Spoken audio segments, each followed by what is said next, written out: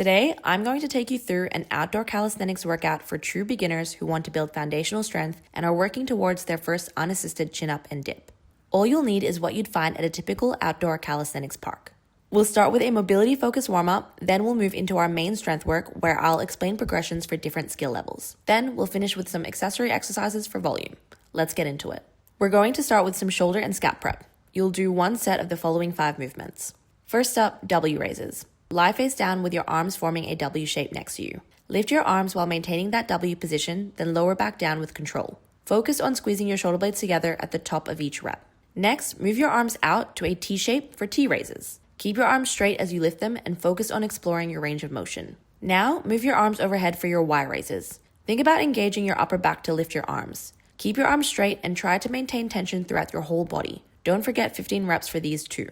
After your raises, move to a high plank to do your scap push-ups. Without bending your arms, retract your shoulders by squeezing them together. Your chest will move towards the ground when you do this. Then, protract your shoulders by spreading them apart. Do 10 controlled reps exploring your full range of motion. From your tall plank, walk your feet into a piked position. If your hamstrings are feeling too tight to get into this position, you can widen your feet stance. Elevate your shoulders by pushing them up towards your ears, then depress your shoulders by pulling them down towards your hips. Keep your arms straight throughout this set, and you're going to do 10 reps as well. Now let's move on to your main strength work. I'm going to show you 2 chin-up options here. Pick the option that suits you best for 3 sets.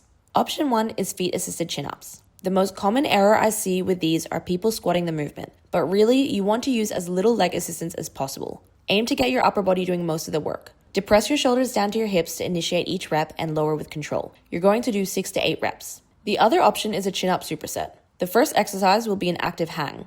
Hang from the bar using an underhand grip. Keep your arms straight and actively pull your shoulders down to your hips to engage your lats. Make sure you aren't bending your arms. The goal here is to build your mind to muscle connection with your lats. Hold this position for 6 to 10 seconds. After you do the hang, you'll then go into an isometric chin-up hold with a slow eccentric. Use your feet to assist yourself into the top position of a chin-up where your chin is over the bar. Hold that position for 3 to 5 seconds while thinking about keeping your shoulders down away from your ears. Then, aim to lower down slowly for 3 to 5 seconds. Depending on your strength level, you'll do 1 to 5 reps. With either of these options, you're going to rest 2 to 3 minutes before your next set. Then we're going to move on to your other calisthenics compound, dips. This is also going to be a straight set of 3. Make sure to pick the progression that challenges you, but make sure you're still focused on good technique as well. The first option is bench dips with bent legs. Place your hands on the edge of a bench or a step behind you, feet flat on the ground with knees bent. As you lower down, keep your elbows tracking backwards rather than flaring out too much. Push back up to a straight arm position. If you pick this progression, do 8 to 12 reps. To progress these, straighten your legs out in front of you and apply the same form cues. This progression is also 8 to 12 reps. If you're ready to progress to the P-bars, you can do feet-assisted dips with a slow eccentric. Lower yourself down with control, then use feet assistance as needed to push back up. Aim for a 3-second eccentric. As you lower down, lean forward slightly and keep your shoulders open. If you pick this progression, you'll do 4 to 6 reps. Don't forget to rest 2 to 3 minutes between your 3 sets. We're going to move on to another pulling exercise to give your back and biceps some extra volume. Since we're doing this for extra volume, I'm giving you a mechanically easier exercise. We're switching to a neutral grip here because it's quite a joint-friendly position, especially if your shoulders and elbows aren't as conditioned as a more intermediate trainee. You've got 2 different progressions to choose from for 2 sets. The first option is feet-assisted neutral grip pull-ups. This is the same setup as the chin-up option from before, except now your palms are facing towards each other, so you'll want to use the P-bars for this one. You'll do 8 to 12 reps of this option. A more advanced progression is adding an isometric hold at the top. Lift your feet up at the top of the pull, grip tight, and focus on keeping your shoulders down away from your ears. This option is 4 to 8 reps, and you'll want to rest 90 seconds to 2 minutes between the 2 sets. Next up, we'll focus on more vertical pushing strength with some pike push-up variations. The first variation is cow push-ups. As you lower down, make sure your head and shoulders are tracking forwards over your hands. This will better challenge and target your shoulders and triceps. Focus on tracking your elbows at a 45-degree angle. No flaring here.